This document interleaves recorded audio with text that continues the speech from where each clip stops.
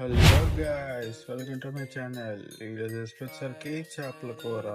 చూసారా కొంచెం ఎర్రగా టెంప్టింగ్ ఎలా ఉందో. ఇది కొంచెం బ్లాక్ ఉంది అనుకోకండి, నేను నల్ల చింతపండుతో చేశాను. రెసిపీ చూసేద్దాం. ముందు ఒక కళాయి తీసుకొని అందులో కొద్దిగా ఆయిల్ ఇంకొంచెం ఇలాంటి కళాయి తీసుకున్నాను. మందపాటిది మీరు అలా తీసుకుని ఆ తర్వాత అందులో కొద్దిగా పచ్చిమిరపకాయలు వేసి కొద్దిగా వేసి అందులో ఉల్లిపాయలు వేసి అవన్నీ బాగా ఫ్రై చేయాలి. ఆ తర్వాత అందులో కొద్దిగా అల్లం వెల్లుల్లి పేస్ట్ వేసి అన్నీ కూడా బాగా కలిసేలా కలిపి తీసి ఆ తర్వాత అందులో కొద్దిగా టమాటాలు వేసి కొద్దిగా ఉప్పు వేసి మూత పెట్టి కొంచెంసేపు మగ్గ పెట్టండి. అవి అలా మగ్గుతూ ఉంటే కొద్దిగా మధ్య చూసుకొని కలుపుకుంటూ ఉండండి. ఆ తర్వాత కొంచెంసేపు కొంచెం మగ్గాక తర్వాత పసుపు కారం వేసి మళ్ళీ